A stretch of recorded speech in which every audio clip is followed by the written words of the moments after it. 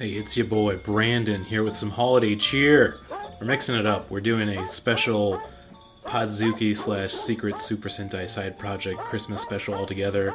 The other twist is just me for your Kaiju Hollywood bad boy Brandon, and it's just special guest Jonathan Shannon back to talk 3 episodes of Tokusatsu that are completely buck wild.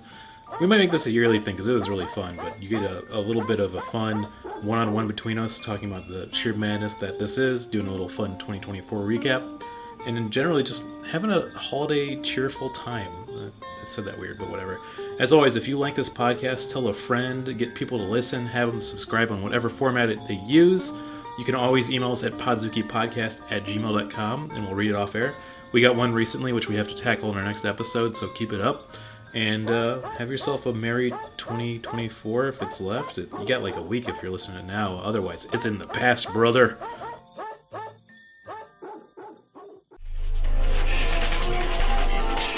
Whoa, whoa, whoa. Keep my business off the gram. Switch my style like I switch hands. Going to war in foreign land. Fuck out the way, bitch. Back it up. Shit better get played the palace. Wait. The internet is like pure garbage at this point. You just can't enjoy it anymore like you used to. Yeah. It's like the Wild West in a bad way. I mean, I feel like, did we kind of like earn it because like we let this generation and ours be like, we just want content, and like, okay, here's your monkey paw of a wish. I refuse to grow up and challenge myself. Yeah, the Fall Guy, that's not gonna be a top movie. Nickel Boys, that once again, that sounds fake. That sounds like a fake movie. That's like Boys. That's a poster in Seinfeld, like next to fucking was it Amelia or whatever it was? Oh, yeah, the sexual awakening of something. Yeah. My favorite thing, actually, maybe this is a good way to start the episode, is that Seinfeld always played it safe where they'd have made-up movies and they wouldn't like get too mean or toward the pan thing. But I love that they went out of their way to talk about how bad the English Patient sucks. Yeah, that's in a couple shows. Yeah, and that rules because that movie does suck. It's just... American Dad makes fun of it. I swear another show makes fun of it too. I think the fall of liberalism in America is when we decided that the English Patient was good in the 90s. That's when it all became neoliberal after that. It was long and boring, and we decided that made it good. Yeah, no one challenged them, and that's how we are. My God, you're right, because Marvel movies are at least 2 hours each, no matter what. It's just fucking pieces of shit. I do want to play that Marvel Rivals. I heard it was good.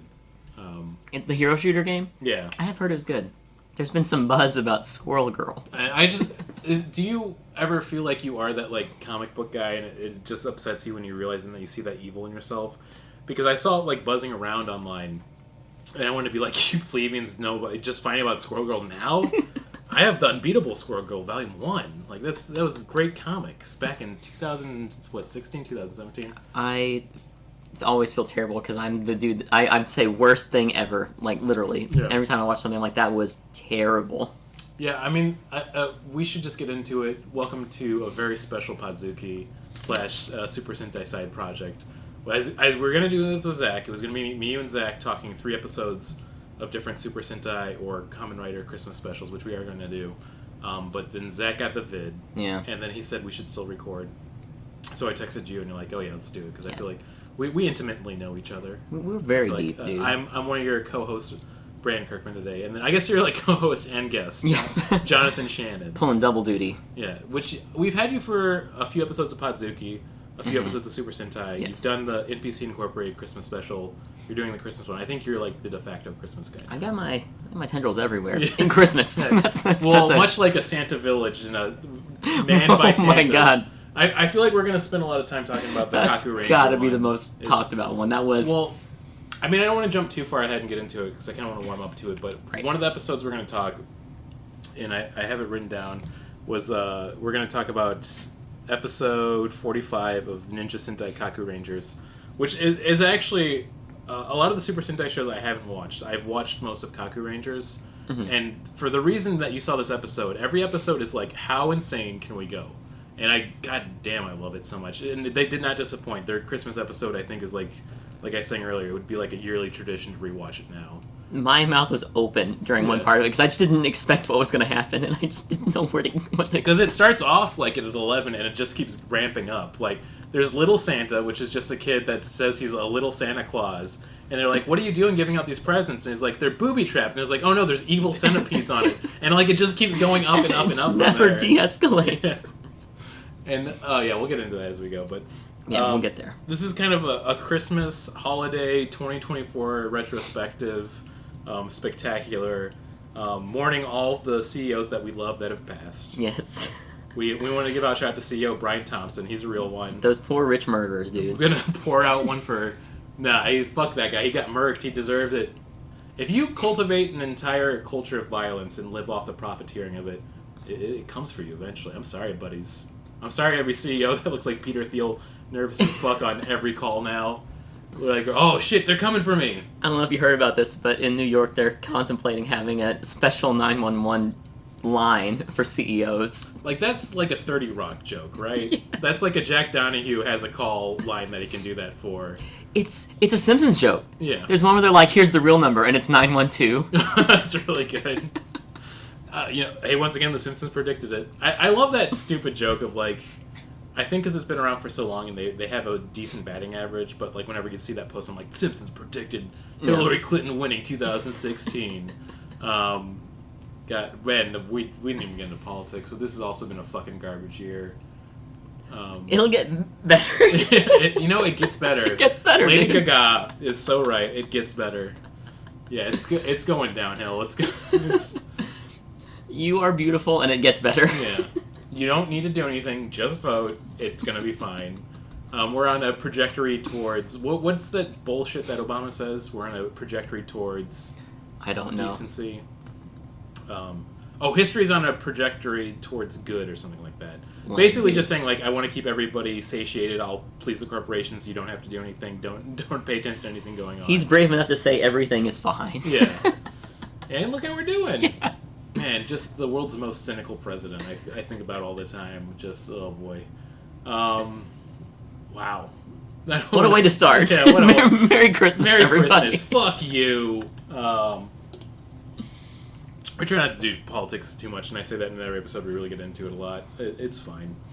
I mean, we did get the good news. I did get the early Christmas present of CEO Brian Thompson getting shot. Yes, that was delightful. For one day, it was honestly like Christmas morning of seeing the left and the right finally united in beliefs of, like, fuck that guy. I was briefly like, oh my god, they're never going to find him. We're actually going to have a new American mythos. Like, God, if we got, like, a new, like, Zodiac killer out of that, too, that would be, like, 2 Christmas presents. But then he's fucking Luigi Mangione fucking going to the McDonald's! He got caught at McDonald's! How American is that shit? And then the snitch possibly not getting the money, too, because... Perfect microcosm of America. Oh, you thought you were going to play by the rich corporate overlords rules and win? That's interesting. You fucking idiots. Yeah. You and I even get a fucking free cheeseburger, you dipshit. Fucking got cheeseburglered. Yeah. Let's just get into, I think, 2024 for a good year for music, I want to say. Yes, I think so too, actually. I got a little list here, I should say. I'm pulling mine up here too. But, like, off the bat, do you have, like, I think a more fun thing than, like, a favorite album? Do you have, like, a favorite song of 2024? Favorite song of 2024? Let me see. Probably, the band, I don't know if you've heard about, they're from Oklahoma. It's a metal band called Chat Pile. Chat Pile's a great name. I'm writing this down. Awesome name. Very, very fun, like, very fun metal band from Oklahoma, of all places. Oklahoma. Sorry. Oklahoma. Yeah. I want to make sure I have the name of the song right. I'm just gonna pull up the band. Yeah, but since it's just me and you, I feel like we can take our time, and also I'll be doing a lot of editing and everything else. Yeah, it's just silence. Who cares? It's not a problem. Mask was a great song, but the maybe I'll search one of the words I know from the name of the title. They all look like guys I could hang out with as soon as I pull it up, which is great. It's I Am a Dog Now. It's amazing. It's such a good track.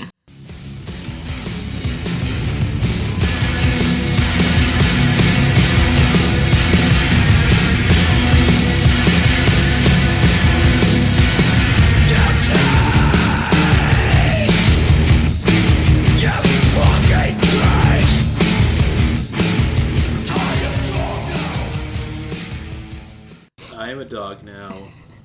I feel like I might just like fucking go for it and like play a few seconds of these songs that we say for each of these. Yeah, dude. With a little silence. I'm gonna listen to this later. I love that the songs are on this. I'm looking at the entire Cool World release. It's Frownland, Funny Man, Milk of Human Kindness. This is a band I'm gonna love. I just, dude. like, know out of the Chappelle fucking rules. Yeah.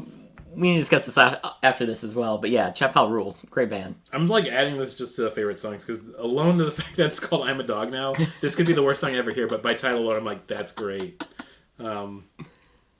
I feel like I'm going for the unsilly option though. I was recently introduced to a friend of mine. Shout out to Taylor of a band called Office Culture, and they put out a very somber album called Enough. And there's the first opening track, Hat Guy, I think's fantastic. And fresh phantoms I identified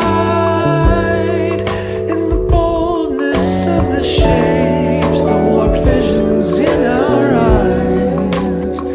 Stale love, we were angry and calm and refined.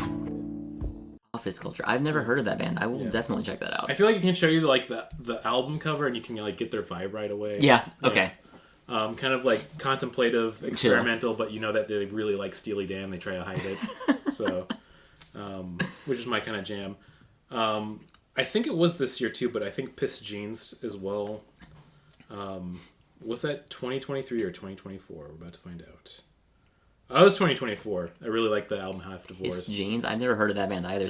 What genre is it? They're just a straight old punk band. Sounds punky. Yeah, that makes sense. They're a bunch of dads that are upset at the world now. They used to not be dads, so I feel like I'm very relatable to them. They had one song off their album that I really liked. The whole album's fantastic. That's called Half Divorced, which is a great title. Sounds very dad. Yeah. The first track though, which is a banger, was "Killing All the Wrong People." Okay. So you already know the vibe they're going for. But there's one song that I really liked of theirs, which is "Everywhere Is Bad."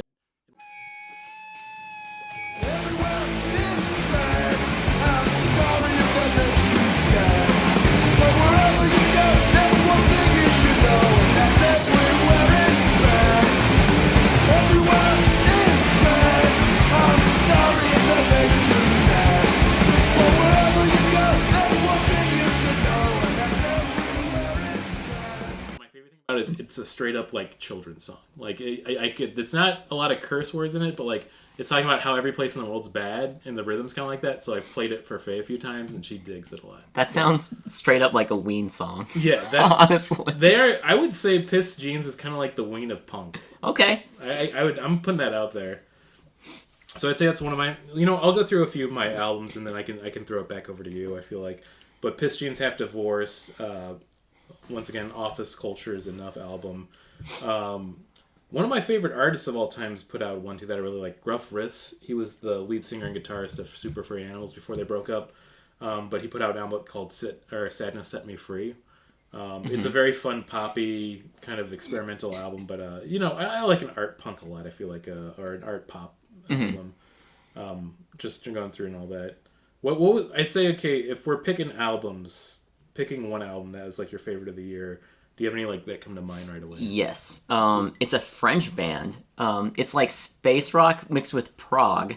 Like it's a lot already. Yeah, it's called the band name is Slift, Slift. Ooh, I'm writing that down, Slift. But the album's Ilion. I pronounced that correctly. I don't know. I'm not right. French. Don't worry about it. Should I say it? Ilion? Maybe French, racist Frenchly. Ow. But it is so badass, dude. It's just like this, like all the songs are like 10 minutes long. It's been a long time since I listened to a proggy album. Yeah. And it's badass. It's so good. It's just this trio, hard rock, proggy. Okay, I'm going to go through that. I'm looking forward to that. I feel like I'm having a hard time between the albums I really, really like to pick just one of them. JPEG Mafia put one out I really, really liked a lot. I don't know if I'd go for that or not, but I Lay Down My Life for You is the name of the album. Just a really solid, fantastic JPEG Mafia. I almost want to go for a really fun, just pop band that I like a lot, or I should say artist, called Mind Freak. She put out her first album. It's just a really fun one. Especially one that was just the title track, Museum of My Mess. It was really fantastic. Mind Freak? Is that the name of it? Yeah, Mind Freak, but I like that she I'll check spells it Mindfreakkkkk. Okay. Oh, there's 3 Ks. I just realized. Oh. Uh-oh, have I been listening to the wrong things? Oh. I mean... No, I can't fathom it being... Unless they have a song titled 1488, I think you're okay. Yeah. Uh-oh. I gotta get out of here quick. No, it was a really good year for music. Nick Cave's new album I liked a lot, too. I heard that was really good. I haven't checked it out yet, but I heard it's really good. I wanted to see him live, and then he's coming through in April, and like he's going to the Salt Shed in Chicago, April 2025, and like the tickets are like $100 through Ticketmaster. And it reminded me of the dystopia that is America. Dillinger Escape Plan did a show at Salt Shed, and they bumped up the time to be 3:30. Yeah. So I was like, that's a weird time to start a show. That's a really weird time. So I went there, and there were so many bands. It started at 3:30, and I left at 10:30. Ooh. That was how, I'm like... That's like a torture. I'm at an age where that is hard to do. Yeah. I'd also give a shout out to Tyler the Creator put out a new... I can't believe I said Taylor the Creator. It's like... I just made it way too white for its own self. Tyler the Creator put out a new album called Chromacopia that I really liked a lot too. I was playing a lot of it. Less Savvy Fav put out... Is it Less Savvy Fave or Less Savvy Fav? I pronounce it Fave, but it could be Fav. I actually have no idea. I feel like it's Less Savvy Fave. They put a new album out after like 11 years, I think, or something. I know, it's been forever. That album fucking They're kicks ass, an too. awesome band. Yeah. It was surprisingly good. I loved that I got to see them live at Pitchfork way back before they took that long hiatus. But yeah, the Oi LSC, or Oi, that's funny. We LSC, they spelled it French and then they put their initials. It really throws me off. But that's a fantastic album. I really liked it. So I'd say that's like, those are my picks for the year. You know, go check them out. I'll put them like on a list or something. I don't know. Maybe I won't. Fuck you. take that, listeners. You're listening. Just go check it out. Pause it. Why do I gotta do everything? I'll probably put it in the episode description. Any other albums come to your mind? This Lift Leon was probably my favorite album of the year. Chap How Cool World, also phenomenal album. And then there was a jazz album that came out this year. Ooh. That was super good. The artist, it's the I think it's the main person who's the head of the band. Oh, can I guess? Because I think it's also one of my favorites too. Is it Kasami Washington? It's not. I haven't checked that out yet. Yeah, I've heard that was really good though. Yeah, Kasami Washington's album is probably one of my favorite this year too. It's Jordy Greep. Jordy, okay, I'm gonna listen to this one. The name of the album is The New Sound. Now I love like you're going all the way in. You'll flip shit when you see the album art. I suggest everyone to look up the album art because it is amazing. Yeah, I'm pulling that up now. This is the part where I'm probably editing it and you're just... Yeah, definitely. This is what it looks like. The listeners at home, here's what... Oh, that's amazing. That is beautiful. Isn't that fucking badass? Oh, yeah, Kamasi Washington, I should say. Yeah, his album came out this year, fucking ripped too. Fearless Movement. Which I feel like I said my favorite album going through a few of them was that I probably would choose Kamasi Washington, though, if I'm going for most plays, because I played the shit out of that album. Also, fantastic art for that one, too. Just really that is badass. It's an Afrofuturistic cover of himself as a self-portrait, and I think his son. Jordy Greep is a good name. Okay. Yeah, I got that in. Yeah, it was a really good year for music, because I guess a bunch of other bad shit was going on. And then movies, I think we're going to leave it there. Movies fucking suck this year. Fucking deal with it. I did watch one cool movie very recently. Yeah. Have you heard of Flow? No, I haven't. It's apparently from Latvia, I guess. Latvia? That's a made-up country from Doctor Doom, right? Yes. Is that racist? I don't know. If they're like white European, it's not. But if they are not, I'm in trouble. So I'm hoping their fingers are crossed for white European for Latvia. So it's an animated film. Okay. It's no dialogue the whole movie, but it's a cat basically surviving a flood the whole movie. Okay, I'm on board for that. I watched it at Music Box recently. Yeah. It was really good. I highly recommend that film. That was probably that and Anora were probably the only cool films I watched this year. I really want to watch Anora really bad. I'm gonna, it's funny that I'm gonna say this because we were mentioning earlier. I don't know if I'm gonna cut out this part, but I'm gonna get back to it. My favorite movie, and we just did it. It's going to be the episode we release after this episode because it's on Backtrack. Caitlin Chekarowski we had on to talk Hundreds of Beavers. That movie kicked ass. I did watch that as well. It's my favorite movie that came out this year. Technically, its release was this year. It was actually finished and produced and like on the circuits for like a bunch of, I'm forgetting what they call them, international like film festivals. Right. In 2022, and then I got its official release this year, 2024. But yeah, Hundreds of Beavers it's like a art house Looney Tunes film, basically. It's on Tubi. It's totally free. Yeah. Like, anyone can watch it. And it's really funny for me to say this is going to be my favorite movie. I'm going to edit this episode tomorrow to put it out in time for Christmas, and then after that, I'm releasing the Hundreds of Beaver episode with Caitlin Chekarowski, which is fantastic, so you have something to look forward to. Yeah, it was just really super enjoyable. But we should get into the reason we're doing this. Right. So, me and Zach have been doing the Super Sentai side project for Podzooky on the side. And we wanted to go through and do some Christmas episodes of just Super Sentai shows over the years. So I picked 3. And one of them was Kamen Rider, because I wanted to do the original Kamen Rider. Because they had an episode that's a Christmas one from the original series. And then I picked 2 from the Super Sentai series. One in 1992 or 3, which was the Kakurangers, or the Ninja Sentai Kakurangers. Which I think we want to talk about last. We should save the best for last. Yes, we should. And then I also picked another one, which was the Hayukaju Sentai Gaoranger. Gaoranger, not Gaoranger. Yeah. Gaoranger, right. Well, the reason I know that is because Gao is Japanese for the onomatopoeia for basically like going roar. Oh, okay. Which is really fun. You should try that if you're ever sitting at home. Japan has very interesting onomatopoeias. Like one for dog. Yeah. I had a bunch of Japanese friends, and one of them, she'd be like, "No, that's how dogs sound. One, one." And I was like, "No, I'm sorry, that's not how dogs sound. We got it right. You're objectively wrong. It's bark and it's wolf. We got it right. Nyan, I get for cat. That actually makes sense. It's very meow. I feel like it is basically meow. Yeah, it works, but we're in the same ballpark. Juan is wrong. Juan is so just objectively wrong. I would never correct another culture, once again, especially if it's not white and European, but they fucked up. they did bad there. But yeah, Gao is like basically their roar. Okay. But if you're ever sitting by yourself at home and just go, Gao! I'm like, okay, yeah, I feel that. Yeah. That feels good. This was from a Super Sentai series running from basically 2001 to 2002. So it was definitely airing during September 11th, which is fun to think about. And I wrote down the description of the series because I feel like you kind of have to describe them, which is thousands of years ago, war between the humans and orgs were waged with the power of the ancient Gao warriors to aid them. They were eventually defeated, but of course the orgs are now reviving in modern-day Tokyo, and they have to fight them. They have cell phones that they transform with. Orgs is the funniest name for bad guys. It's just such a perfect, it's an organization. Who fucking cares? It's an organization. It makes me think of orcas. Also, it's super funny that you said Gao means roar. I didn't even make that connection. The first thing I note was, I love the roars. It was literally There's the a lot of first roars. comment I wrote about it. It's like, oh, I love the roars. Yeah, because the opening is like literally the singer just going, Gao! Gao! Like, he's getting into it. Which is funny to imagine like an American equivalent of like just a Dio song from the 80s of him just going like, roar! Roar! Once again, I love watching these shows like this. Like, I don't think we're ever going to go through other Super Sentai shows because there's 85 fucking episodes of Gaorangers. We'll eventually get through it.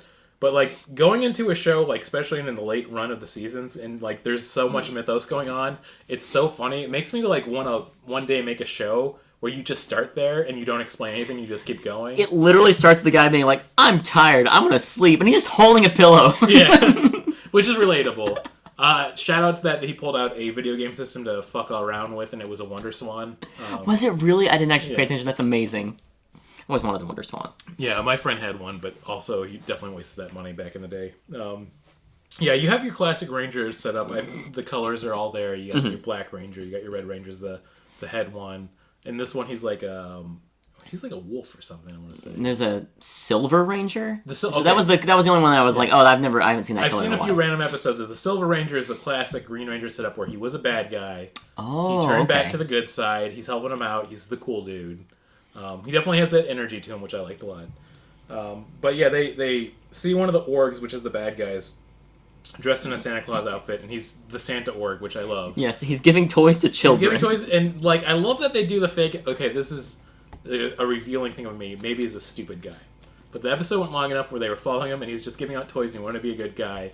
The orgs run into him, and they even beat him up, saying, "Yo, stop trying to be friends with the children." It's like, I just want to celebrate Christmas. Can't we get along? And even I'm like, maybe he is a good guy. Yeah, at first I was like, oh, it's clearly they're these fooling the idiots. Yeah. And I was like, he's good. And then I was like, oh my God, he's getting beating up. Is he Jesus? Yeah, he could be Jesus and Santa Claus in one guy. And I like that this is 2001, 2002 in Japan, so they have a better concept of what Santa Claus and Christmas is at this point for the culture. So they're having more fun with it, but there's more relatable points. When we get to Gaoranger, like we said, Yes. holy shit. So, when he's giving the toys out to the children, they're like, no, don't trust him, he's an orc. And the children are like, shut up, nerd. And they're like pushing these Gaorangers out of the way. The one woman, like, old lady. Like, those children are funny, man. Of course, they're giving out evil presents. He was lying the whole time. I like that he even tried to say, I don't have a weapon, I just have a stinky sock. Okay, and I want to take a very important moment to talk about how they test the stinky sock. Yeah. They give it to a random dog to pass out. And this dog is so excited to be on screen. Like, you see the dog pass out, but it's like clearly awake. Yeah. It's clearly awake and like smiling. It's like, it's so weird to see a dog obviously smiling. It's amazing. Yeah, I loved it so much. It brought me a lot of joy. At this point, like I said, I'm a stupid guy, and I'm thinking, like, maybe he is a good guy. And then sure enough, he's like, okay, hey, maybe if you give me your transformation phone, then you can show that you're a good guy. And I'm like, that sounds like, there's no way. He has to be bad. Like, why would you give that shit away? That's insane. Yeah, Red Ranger gives it over. He goes back to the org. He's like, look, I got this fucking idiot's phone. They're like, yeah, we did it. It reveals that Santa Claus, the Santa org, has been giving out these basically fake stockings that like absorb children to take their dreams. Is that their long-term goal? I guess. Yeah, it's either their 5-year plan or their like 20-year plan for their career. It's very confusing and barely delivered. Yeah. So they're celebrating. He's basically fucking everyone up, and then they capture the Red Ranger. I love that when they call the team to say that the Red Ranger's team are like turned over to their side. They have him chained up as an illusion in the middle of, like, a field, just drinking They're wine. They're sipping wine very classily. They come up. And it's an ongoing theme of, like, when somebody's, like, showing that they've turned sides, that they'll be, like, drinking wine, like I'd say, like, just so leisurely with the bad guys. Because this was another episode once I was watching of Car Rangers, which is, like, another one from the 90s, where it's just, like, the guy goes bad, so he's just drinking a bunch of wine with them in the middle of, like, a fucking pier. There's something I guess because you're rich when you have wine. Yeah, it's got to be. You're rich and evil if you drink wine. Wine is a bad guy juice for sure. I mean, I just want to put that out there. Wine is bad guy juice. Yeah. A good guy would either drink beer or water. Maybe champagne to celebrate. Maybe champagne, yeah. If only it's like Christmas Eve. No, sorry, New Year's Eve. It's New Year's. It's New Year's. Sing an Auld Lang Syne. Well, actually, so they can sing an Auld Lang Syne. That's also when you can unify the bad guys and the good guys. So it's both a bad guy and a good guy juice. There you go. Which champagne's a great uniter. But also it is for rich people sometimes, and that's when it's evil. So you got to be careful. Once again, shout out to CEO Brian Thompson getting shot. Die, bitch. We love it. More of those, please. Christmas came early. Me likey. Future employers listening, I'm sorry.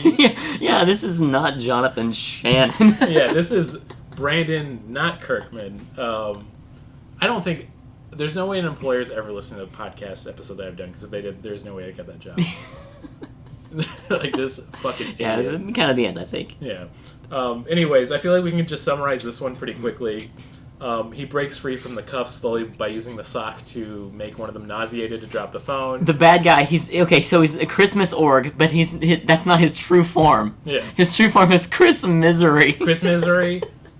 His suit changes to having a scary mouth. It is a pretty badass design. Both designs are cool and weird, because the other one, he's like this weird reindeer coming out of his chest. Yeah, but like in a sled almost, which I kind of like. So it's like a full Christmas outfit altogether. I feel like this is kind of a Moth RuPaul's Drag Race to get into the fashion of it.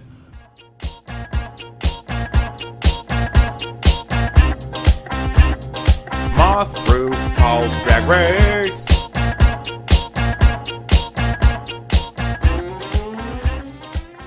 One thing I do like is that this is such a 2000s look for everybody too. Yes. The bad guy designs are just pretty cool. The Ranger suits for this are very basic, but I like it. I feel like it's very nostalgic to me. It feels, well, we grew up in the 2000s. It's very much our era. Yeah, this was for Daddy. I have a very fun note. So, you asked me to watch these just a few days ago. This is very, very last minute, but so I was like, oh, maybe my wife Debbie would love watching this with me. Yeah. So we watched this first, and after this episode, she goes, I got to do something else, and got up and left. Shout out to Debbie, past guest. Also, respect that so much. Of like, I can't do this again. She was like, no, that's enough of this bullshit. She went to go back. Okay, here's what I want to propose here. If you'd started off with the Kakurangers episode, she would have been in. I think so. But opposite, you would have gone to this episode and be like, "Oh, fuck Yeah. this." No, it was a good like direction that we went with this. The order I chose. Yeah, it was great. And then I feel like this is what I feel like we'll do individual ratings out of Christmas cheer. 3 out of 5 Christmas cheer for me for this one. Just getting right into it. It's very standard. I'm putting a note above like a 2.5 just by a little bit because it was fun.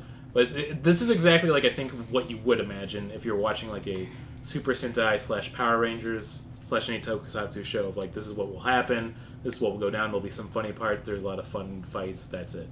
How'd you feel about it?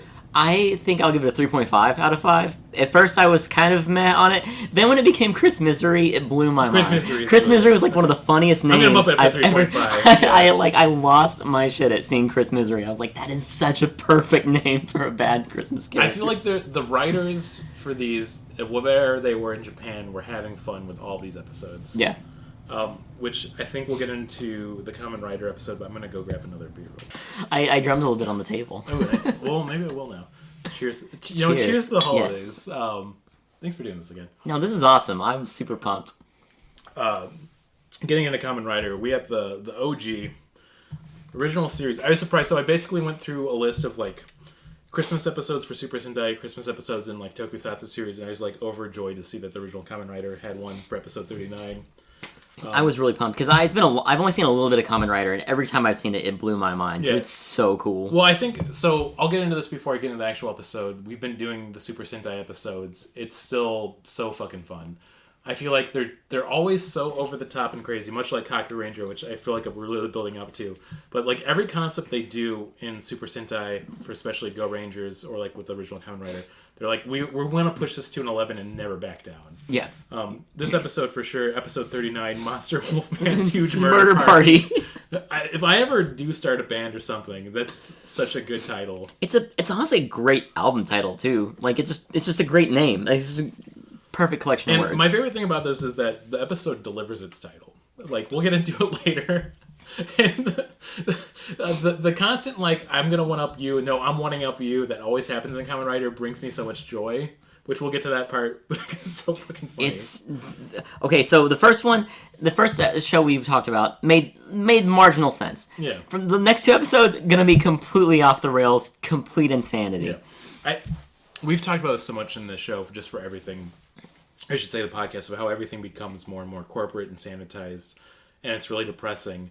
And for me, watching shows like this, or even, once again, like the 90s with Kakurangers, when you could just be fucking insane. You can just do whatever the fuck, and it's done. We need to go back. We need to go back. We need to return.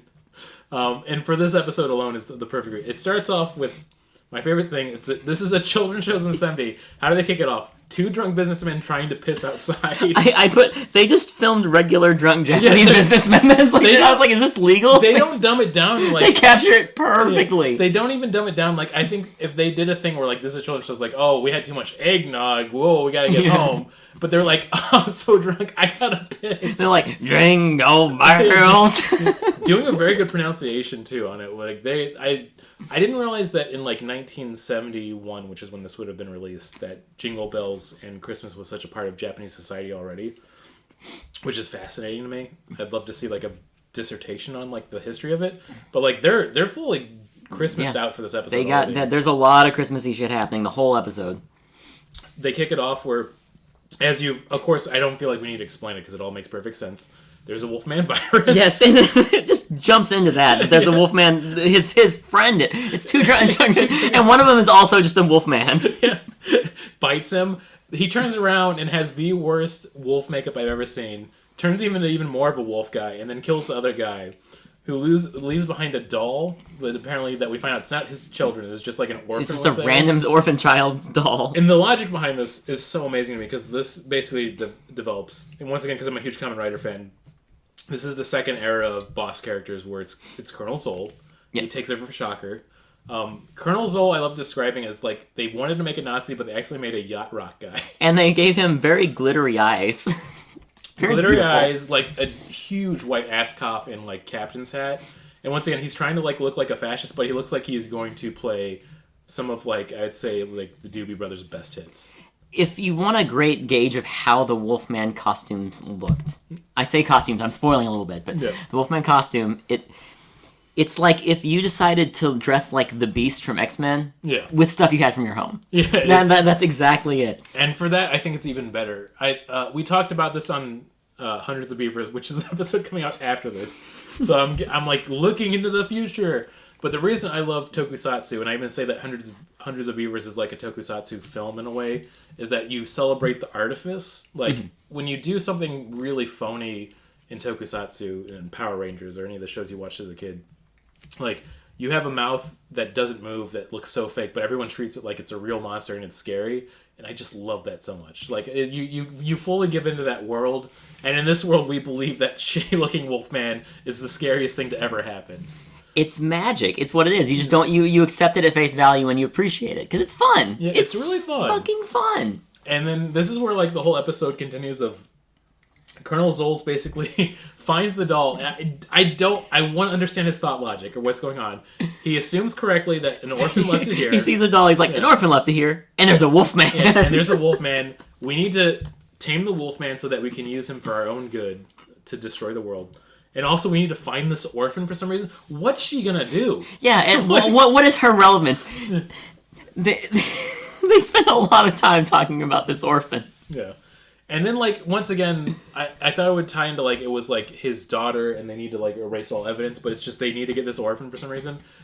They have, like, a whole night raid to go get her, but of course they're, like, trying to trick him, so, you know, Kamen Rider's already there. Yeah, Kamen Rider talked to the orphan, and they were like, she's like, I left my shoe there, and they're like, I don't know. They go investigate the scene, they see a second shoe, and they're like, oh, this has to be real. And this is the second, so this is another thing, because I'm a huge Kamen Rider fan, this is Kamen Rider Ichimonji, who's the second Kamen Rider, because the first one broke his legs mid-film, so they had to replace him mid-season.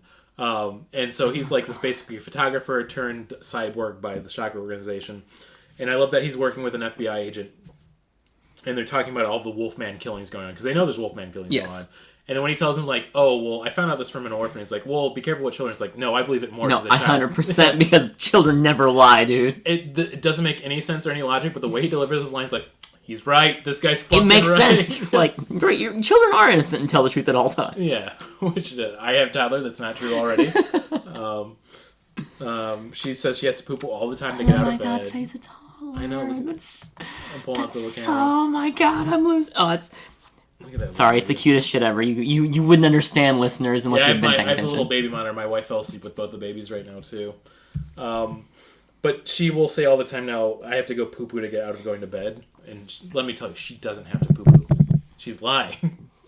Anyways, so I believe Kamen Rider, though. So they find this out. They fight the Wolfman during this whole night raid to get the orphan. One thing I want to say right away, and this is another like Moth RuPaul's Drag Race drop.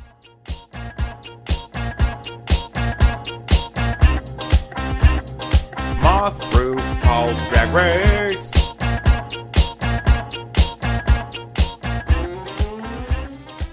And the outfits are amazing. I love the setting style.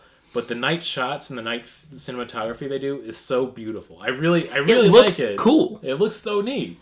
And I know they were doing it for budget constraints back in the 70s, and they just got film and like basically for TV production that could pick up night like shots. So a lot of production companies were like, we got to do nothing but night shots. And you know what? They're right. It looks neat. It proves once again that art style will always conquer over money.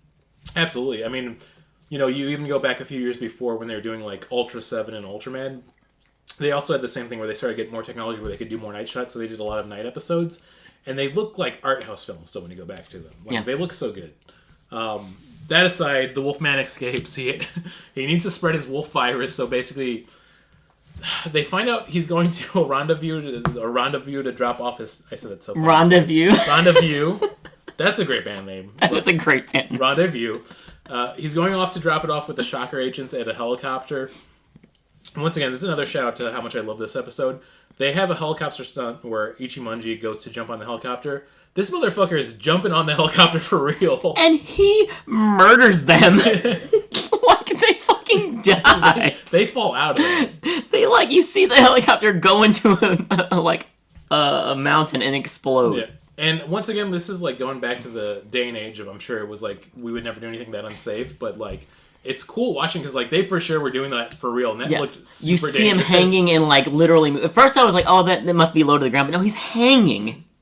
It's clearly hovering. Yeah, and it might have been a stunt double. It might have been him, but fuck, that was cool. It was. It looked really cool. The helicopter explodes.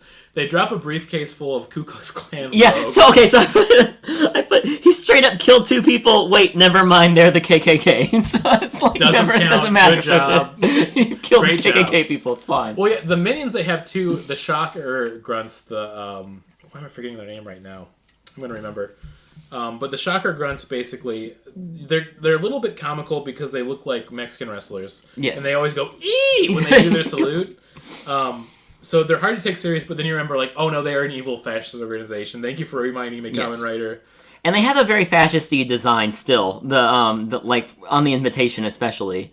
Yeah, the lettering is amazing. So I'm trying to think. Oh, they're combat men, Shocker combat men. Oh, okay. Great name though. They are just called grunts sometimes too, but I love that design. I gotta do that as like a Halloween costume one of these years. It'd be really fun. So they find that they had an invitation to go to, once again, the Monster Wolfman's huge murder party. They put on the robes, and this is once again, like I said, where they one up each other for like 3 times. Such a crazy reveal. Yeah. You know what? Jonathan, tell me about it. I want to hear So about it. they're like, "All right, everybody, take." There's like some weird lame excuse for them to take off their robes, and they're all taking off their robes, and then one guy doesn't, and you're like, "Oh fuck," because he can't. He's the Kamen Rider. Yeah. So they're like, "Ha! This was my trap. You fell right into it." And they're like, "You fucking idiot! We knew it was a trap the whole time." You don't get free KK robes out of nowhere, you know? I said KK like I dropped a K. The Ku Klux, they're dropping the Klan. They're Facebooking it. Or, sorry, Sean Parking. I fucked it up. And so it's like, okay, now the other guy's trapped. I don't understand what your plan, why this was, but they still somehow kicked their ass. Oh, I forgot. There's 2 bad plans that somehow work. They have this where he's like, okay, it's actually me, the FBI agent, and he would be more fucked than Kamen Rider. Exactly, he's not a cyborg. He throws his robe and he gets out of there and he's fine. I forgot earlier when they duped the Wolfman during the night raid.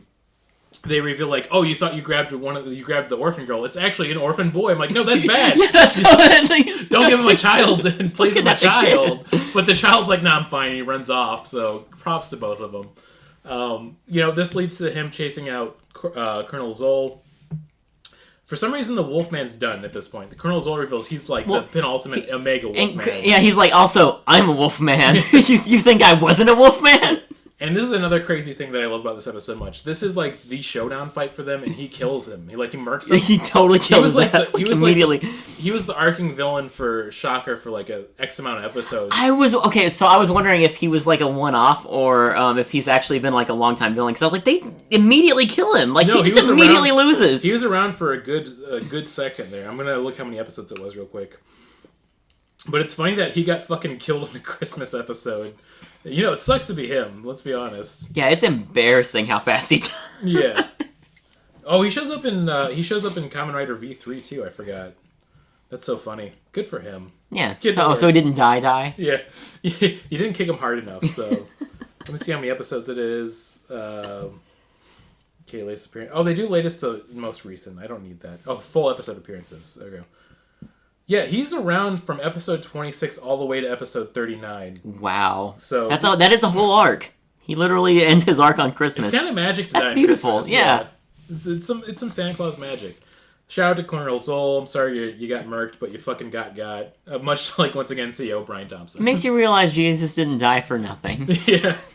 The Wolfman died for our sins. I'm going to get to the review for this episode. Oh, also, the end of the episode reveals, because at the beginning of the children say, I don't want to see fucking Santa Claus. I want Kamen Rider. Yeah, okay, so I was like, you know what? I think I would like Kamen Rider more than Santa Claus. That was my first note. But I will also say, it was pretty gauche if you pay attention. Kamen Rider gives a Kamen Rider toy to one of the kids, and I was like, that's kind of tasteless.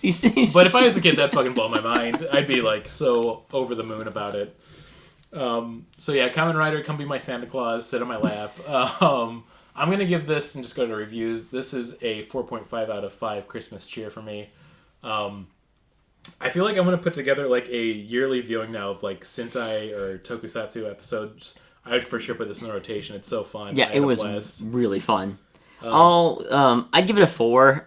There was a couple of teensy, few parts that were kind of boring, where they went to the other people that had no relevance, where they were kind of discussing what was going on. But overall, it was crazy and fun. It was awesome.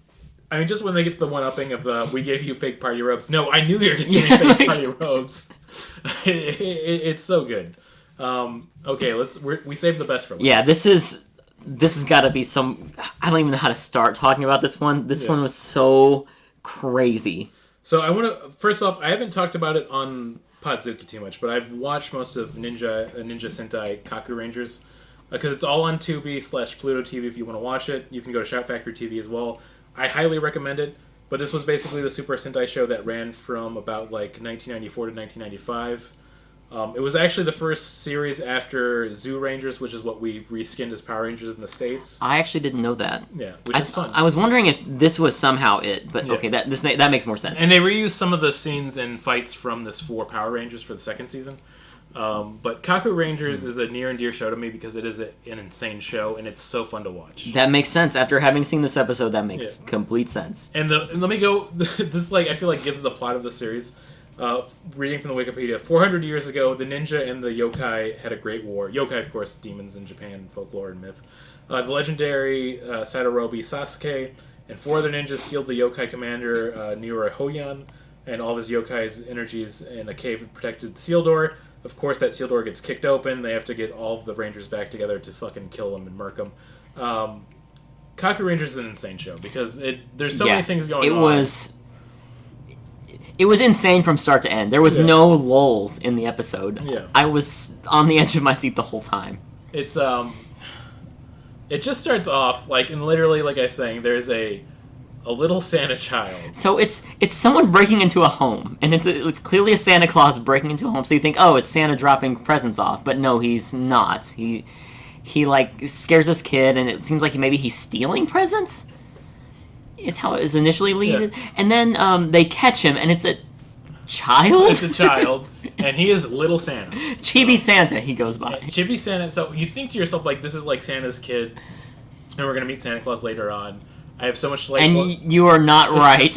I have so much delightful news as the episode progresses, but we'll get there when we get there. He's saying, I'm just here to give out presents. Why are you doing this to me? And they're like, no, why? It's not... What day was it? 22nd or 21st or something? It wasn't even near Christmas. And the Kakurangers are like, okay, let's see what he's doing. So they see the presents, and they see, all of the children are getting sick, because there's basically, evil centipedes on them. And that's when they review that, basically, there's an evil yokai that's I wrote down his name, which, of course, is, I don't know how you pronounce it, but Okamade. He's an old yokai that's basically like a centipede, centipede demon. But he's also... I've had 2 beers. A fucking linebacker is how they represent him. Okay, once again, we're having another Moth through Paul's Drag Race.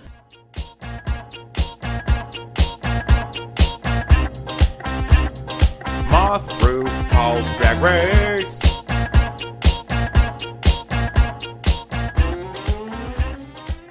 His outfit and design is fucking top It is tier. the best bad guy. I was so fucking pumped when I saw it. He has it basically like a American football outfit, but it's centipede themed.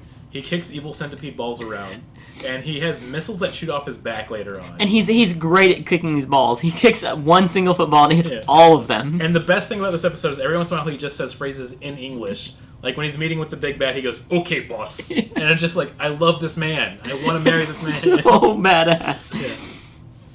Yeah. Basically Little Santa's been set up by him, and we find out that the centipede demon... explaining this is so hard to do, and it's so funny. So Little Santa has the Santa delivery truck. Santa has modernized, and there's a magical truck that flies around. And they're like, I thought he had a sleigh. And he's like, what, are you fucking idiot? He's an adult. Like, the times have changed, dude. It's 1995. We live in the fucking future. He has a flying truck. Reindeer are stupid, you morons. Little Santa grabbed it. The centipede demon realized, I can take this to go everywhere and give people evil presents. So they steal the car. Yeah.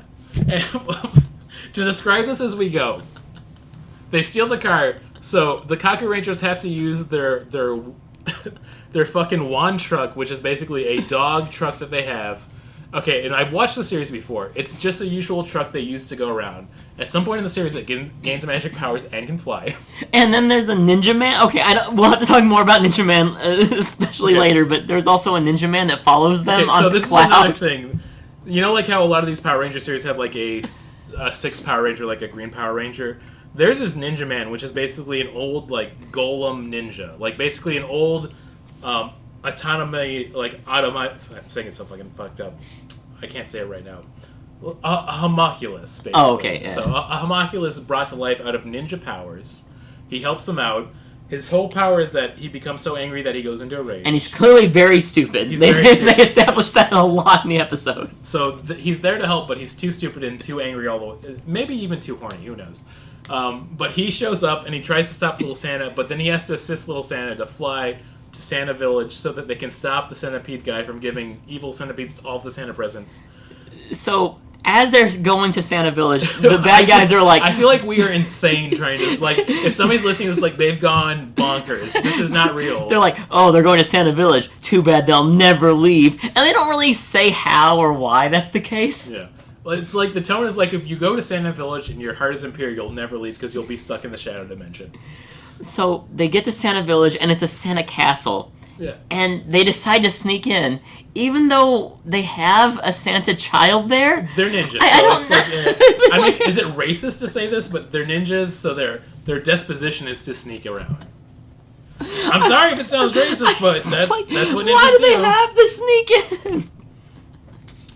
And it doesn't work. Yeah, they get caught very early. And okay, another thing we might have left out is the entire village of Santa men. Yes, there's no elves. Everyone's Santa. And my favorite thing is they show like they're all doing like different Santa activities, like they're shopping at the Santa grocery store. There's a Santa band that consists of a Santa band that's keyboard and guitar. Yeah. That's it. Which is a perfect band. But my favorite thing is they go into a movie theater when they're trying to hide and they're watching a Santa Sentai. Sentai, and they are called the Claus Men, or the Claus Rangers, sorry. And I'm like, that is such a fucking great idea. Great meta joke. Yeah. They need to make that a real series. I would love that. Yeah. But that's when Santa reveals that he knows there's intruders there, and this is a whole nother layer. The real Santa Claus says, hey, these 5 guys snuck in, they're actually ninjas, bring them to me. And then it turns out he's the Centipede demon, he's the fake Santa Claus. Oh, and one thing, there's battle music that happens, and I don't know if you noticed this, it's literally the Mortal Kombat theme. It is straight up the Mortal Kombat theme. I don't know if that happens in the show more than once. Okay, let me see real quick here. I heard that and I was like, oh, holy shit. If you just yell Mortal Kombat, it's that song. Like, I lost my shit when that happened. Okay, Mortal Kombat 1992. This is lining up. I want to see when the movie came out, so... Because... Mortal Kombat was 1995. The series was 1995. It's the same time. So they heard the theme, and they're like, we're just gonna steal the shit. That rules. So yeah, they get towards the Santa Claus. They realize he's the Centipede demon, so they're like, okay, we're gonna fight you. They start choking Santa out. Straight up. They need to save Little Santa. So this goes to the usual thing where basically he reveals that he's the Centipede yokai. Yes. They fight him. They beat him. He becomes big. They beat that guy too. And then Ninja Man becomes Samurai Man. Yeah, because he gets so angry. Excellent glow up. Yeah. He gets so angry, he becomes Samurai Man. They slash him in half. And before he dies, he screams in English, "Merry Christmas!" And that's basically like the whole episode. They go back. Little Santa is restored. He can deliver all the presents. They can help him out to get everybody what they need. They're having a magical Christmas time. I made a note because they also laugh at Ninja Man sleeping outside being homeless. And I was like, wait, the Ninja Man is homeless? Yeah. Japan hates homeless people. Like, you guys are embracing late-stage capitalism even before we got to it. Like, you're ready, man. Shout out once again to Brian Thompson being dead. Merry Christmas. Merry Christmas. Well, should I make that the title of the episode? No, I shouldn't do that. I'm just going to get to it for the review and the rating. 5 out of 5. 5 out of 5 for me, too, dude. It was so badass the whole time. I mentioned earlier that my wife decided to give up and go to take a bath. Yeah. I interrupted her bath after this, and I was like, you missed out. This is the greatest shit. I'm so sorry I started off with the first one. Gaorangers, like you're fine. You didn't do a bad job, but this is primo. Yeah, it was phenomenal. It's man. It is an insane ride from start to end. The Girl Ranger like dresses like a hippie. Her parents work for Lockheed Martin. You can clearly tell. Yeah, they're just manufacturing microchips for drones to kill, endangered and unfortunate children in third world countries. It was glorious. All three of them were fun, but that one blew my mind. Yeah. I'm glad my order of how I watched them was specifically how we did the episode. And sorry, because I just was going through my notes. But it was basically, I did Gaorangers, and I was like, this is fun. I wasn't getting excited, but I'm like, okay, I'm still enjoying this. Kamen Rider and Sentai was like, okay, yeah, we're there, baby. Yeah. And then Kakurangers like, no, you took me home. When I saw the title of this, I don't know if we mentioned it, it's called The Hasty Santa. It sounds boring, yeah. I will say. I was like, okay, whatever. They lost the details. Yeah. And it's such a fake name. Yeah. It's just because he tries to give the Centipede trap presents early. The title should have been Santa's Coming and So Am I. Because emotionally, that's where I was at the end of the episode. Phenomenal. It blew my mind. Yeah. It really did. I'm giving a full recommendation, too, if you ever get the time. Start going through on Pluto TV or even Shout Factory TV and watch some Kakuranger episodes. It's such a fun, insane show. It might become a yearly watch for me. Yeah. I mean, this is where I wanted to kind of end the episode on before we get to recommendations and plugs. But like, what are some of your favorite like holiday properties or things to watch? As crazy as it sounds, it's such a weird mid show, but I love Everybody Loves Raymond, and all of their Christmas episodes are so fucking funny to me. It's just it reminds me of all the bullshit holiday shit that I always go through growing up.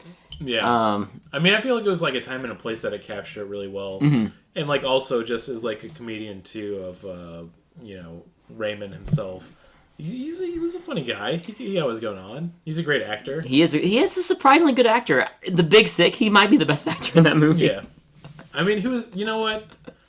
Kumail Nanjiani, he was trying. He did. No, it's a good film, but like Ray Romano blew my mind in that film. Yeah, he was so good. And just like they had a lot of very tender moments that I really enjoyed. Yeah. I'm trying to think. I mean, God, it's so fucking plebeian, but I just have to embrace it. Every year, the only thing I like for Christmas music, straight up, is with the Vince Guaraldi trio of the Charlie Brown Christmas special. Beautiful. It's just good jazz music. Phenomenal jazz. I do like the Charlie Brown Christmas special too. I mean, this is another one too that everybody's go for, but the Muppet Christmas Carol. Yeah, Muppet Christmas Carol is always perfect.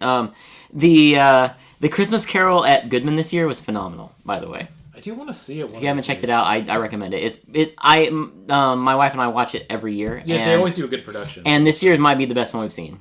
It's not too late. It's not too late. I can change my ways. That'd be a fun meta play to do if you're trying to get to see the Christmas Carol. How do you feel about Scrooged? I have never seen it.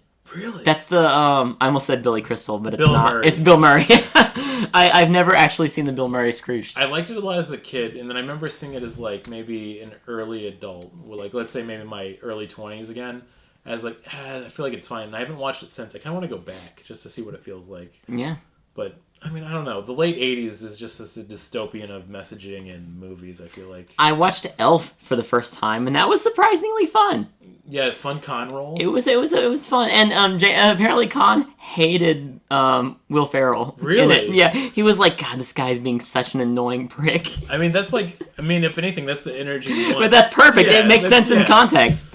And then it's funny, like, as I've gotten older and, like, reading more interviews about, like, Will Ferrell and, like, how he's as a person, he seems like a pretty good dude, too. I'm surprised you, like, came off as so annoying. His documentary with, about his best friend that was a co-writer being trans. Yeah. It's great. I really want to watch that, too. I gotta get around to it. It's actually a really good documentary. And I think it's funny, I saw a lot of, like, reviews and people talking about it, like, this is kind of like what you need of, like, this appeals to, like, bro culture that will never understand. Like, this is the film they'll watch and be like, oh, I fucking get it. I get trans people. Like, it's a good thing you did. It's really good.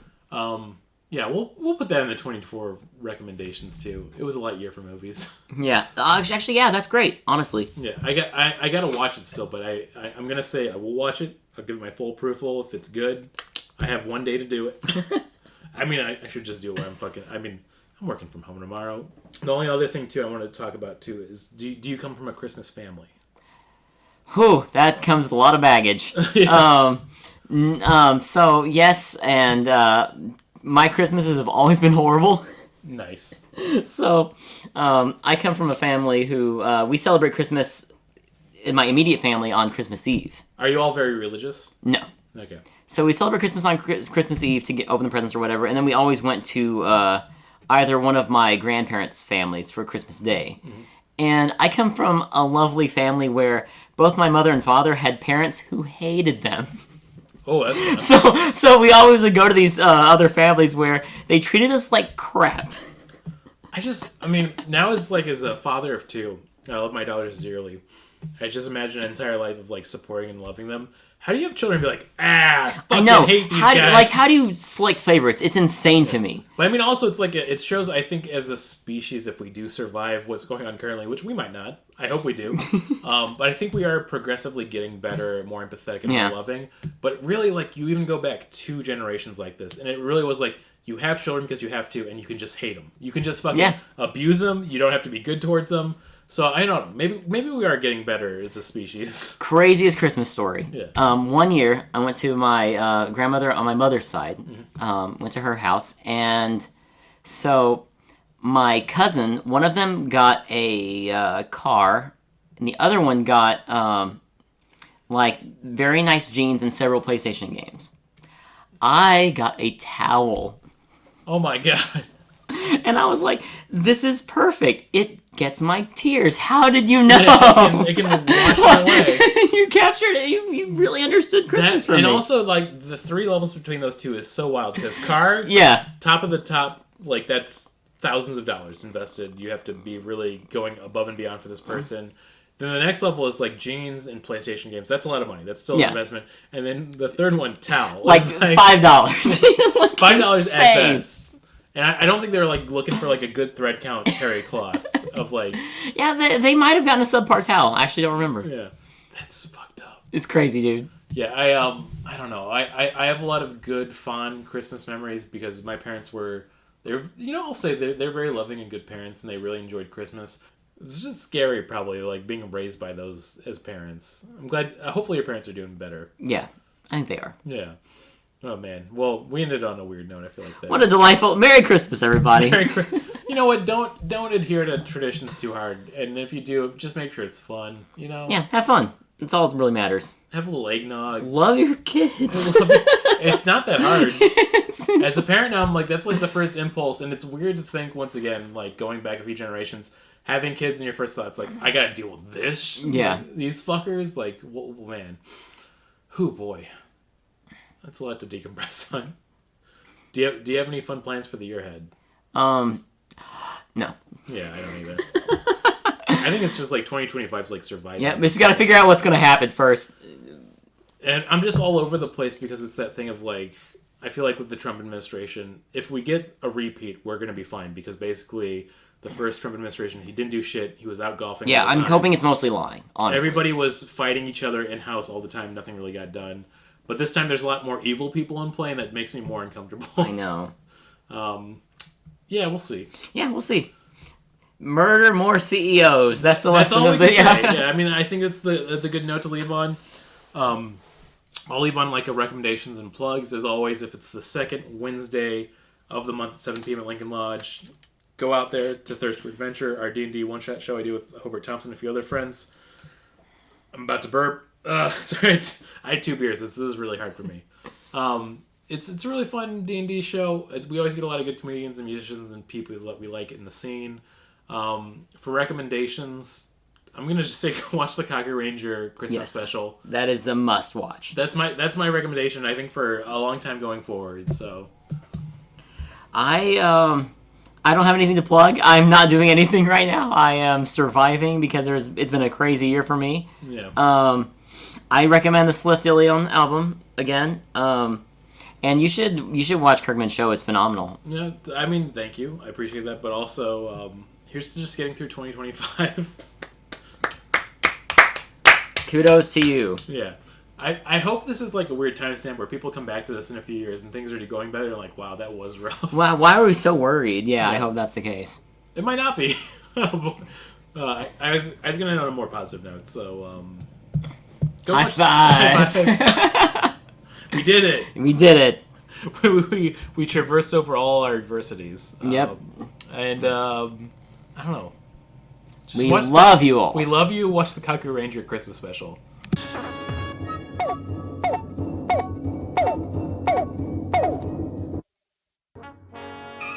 We regret that you have not yet complied with our order. This show has been brought to you by Machine Culture.